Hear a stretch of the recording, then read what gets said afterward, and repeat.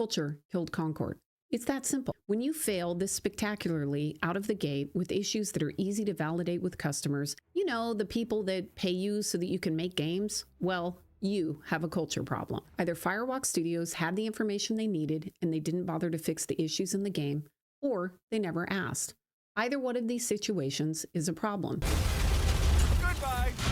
Every game has many unknowns when you start out. That's why game development is so difficult, because it's iterative. You have to make the game while paying attention to what is going on around you, because gaming evolves. What players like changes. This means you need a studio culture that has a healthy feedback loop. Clearly, that didn't happen with Concord. Let me explain. First, if you haven't heard, Concord shut down after 12 days. It had less than 1,000 concurrent players and less than 25,000 units were sold. Cost-wise, I've seen estimates that said $250 million plus was spent. Also, they were in development for over 6 years, and this is the first issue we'll talk about. That is a long time to make a game, and the landscape of gaming evolves. Let's take a look at what was going on when Concord started. Overwatch had just shipped, and it was a spectacular success. Being inspired by the success of Overwatch is not a surprise. Everybody would want to make an Overwatch. The problem is that they took several years to make the game, and the market changed. They needed to adjust. Unfortunately, this is not a new story. SOE. This happened to Sigil Games when they were working on a game called Vanguard. Vanguard was a massively multiplayer game started in 2002. The company was founded by Brad McQuaid, who is credited with making EverQuest, one of the most successful games at the time. I joined Vanguard as the Microsoft executive producer at the same time I started on Gears of War. I remember when EverQuest launched because everyone at Microsoft stopped doing their jobs and started playing the game. So I wasn't surprised when Microsoft signed the deal to make Vanguard. They wanted the next EverQuest. We were so excited about this game. The only problem was that the market changed rapidly when Blizzard shipped World of Warcraft in 2004. WoW massively expanded the market, bringing in more casual players. Suddenly, you didn't have to camp a spawn for 20 hours like in EverQuest. You could leave your computer. You could even use the bathroom. It was awesome. It was a whole new world, a world gamers liked. Unfortunately, the Sigil team didn't want to hear that feedback. They didn't accept that the market had moved, and they were designing Vanguard to be more like the original EverQuest. In fact, they refused to play the game, which I found very confusing. For context, most game developers play every game that directly competes with theirs. They play to learn and for inspiration. They play to make sure that when they ship, that it's something players want, that it's something they'll pay for. You can't afford to make a massively expensive game and then hope that you're going to attract an audience. You need to know that there's an audience for your game. You have to build it with the players in mind from the start. When we playtested Vanguard, we were finding players didn't like it. It was too hard. There was too much grinding. Unfortunately, Sigil didn't want to hear it. Some of the team were actively hostile when we tried to discuss it. When you have people giving feedback and you're openly hostile to that feedback, a lot of people, most people, will just shut down. They'll just stop telling you what's wrong or what they think should change because they don't need the stress or they don't want to lose their jobs. And this creates a broken feedback loop. So it's not surprising that the market changed out from under the team that was making Concord. The question is, why didn't they adjust? Did they not see it? Or did they playtest, see the issues, and not make changes? Or maybe they had a hostile work environment where people stopped giving feedback. I saw this report recently claiming that there were big problems within the Firewalk Studios. I have no idea if this is true, but if it is, it's not surprising that the feedback loop for making the game better was broken. Here's what happens when you have a broken culture and no creative dialogue and no feedback loop. All of your best people leave. All the best engineers, the best designers, the best artists. They know that they can find another job, even in this tough job market, because they're provably good. They have a reputation. They don't want to waste their time. Then you have your next group, the people that are good but aren't confident or don't want to look for a job. That group simply shuts down. They stop giving feedback. They stop dealing with the people that are making the environment toxic. They know they won't get fired for their work, so they make sure they stay out of the controversy. And now you just have everyone else. You have inexperienced people or people who don't feel afraid expressing their opinions. And those vocal people will start driving the design and the look of the game. And that isn't what you want. You want everyone giving feedback and making the game better. We will likely never know exactly what was going on at the studio, but to me it's clear they didn't build a culture of feedback because they didn't make a game the gamers want. Let's take a look at one of the other problems: characters.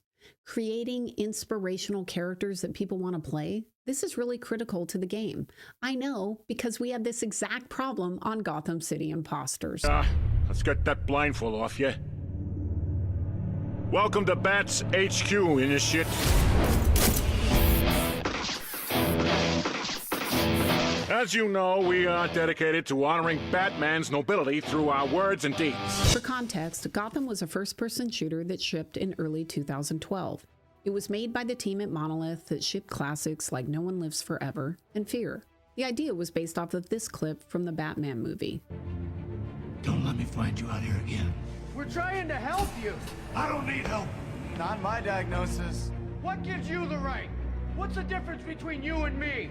I'm not wearing hockey pads.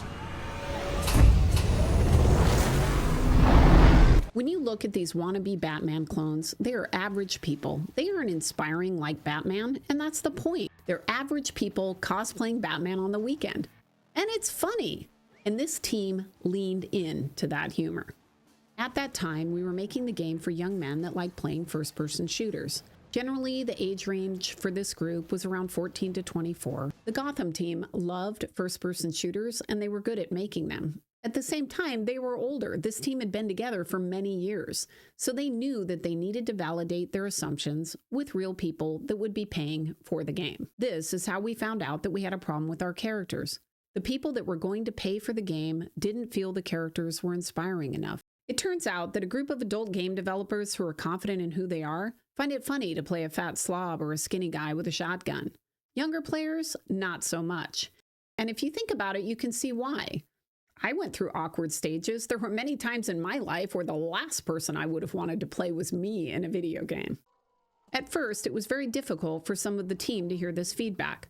Part of that was because the team was very small, so making a new character was going to be tough. Also, it's never easy for an artist or creator to hear that there is a problem with their work. It's one of the hardest conversations you can have with a creator. But ultimately, you have to find a way to have this conversation, or you end up with a failed game. You just can't make games without considering who will buy them. You have to appeal to the people that are going to play and love your game. And that brings us to the next problem, the $40 price point. If you ship something free, you can't change the price later and charge more. It doesn't work. People anchor on that free and they never go back. So maybe that's what Sony was thinking. We had a similar issue with Gotham City Impostors.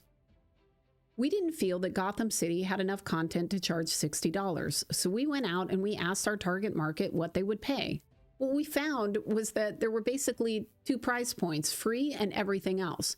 From a community standpoint, we felt it would be better to ship Gotham as a free-to-play game because we felt more people would try the game and we'd have more players. As you saw with Concord, if you are a multiplayer-only game and nobody is playing, it dies quickly. Of course, these were early days of free-to-play gaming on consoles and PC. Many gamers didn't like the free-to-play model. I was one of them. I still prefer putting down money, getting a disc, and playing the game forever. That is my preferred purchase. But we weren't making the game for me. We were making the game for our target audience. Keep in mind, Xbox didn't have a free-to-play game at this point. In fact, they had just started experimenting with a game called Happy Wars, which shipped in October of 2012. So we were stuck, and that's how we ended up in this in-between stage, which some people didn't like. I thought this review from the Cynical Brit really captured it, and he was very fair with his feedback. Extra points for that. The debate, I suppose, with a title like this is whether or not it should be a pay-to-play or free-to-play game. And it's weird, the market's in this weird state at the moment where they'll willingly accept Call of Duty and its progression system as a $60 title on a yearly basis, but if you have a similar progression system in anything below $60, people say it should be free. What? I was reading the RPS. Eventually, Gotham was a free-to-play game. But unfortunately, it never recovered. It never got the interest it needed to continue. The leadership that made that game left the company, and WB Games abandoned the title in order to focus on their new franchise, Shadow of Mordor. Shipping a game, any game, is really hard. So I give Firewalk Studios a lot of credit for shipping it all. They should be proud of having gotten it out the door. I personally am not happy to see them fail. I find the situation sad because from my perspective, it could have been different. I felt the same way about Vanguard when it failed. Sigil and I didn't see eye to eye on a lot of things, and I had hoped that when they moved back to Sony, a culture they were familiar with, they would fix the game and ship something wonderful. But sadly, that didn't happen. Much about the games industry has changed over the years, but making successful games still requires building a team and a culture where feedback is heard and acted upon. Every problem on a game is known by someone on the team or the customer. And if you can surface those issues and act upon them, then you're going to make a better game. It's really that simple. Culture matters.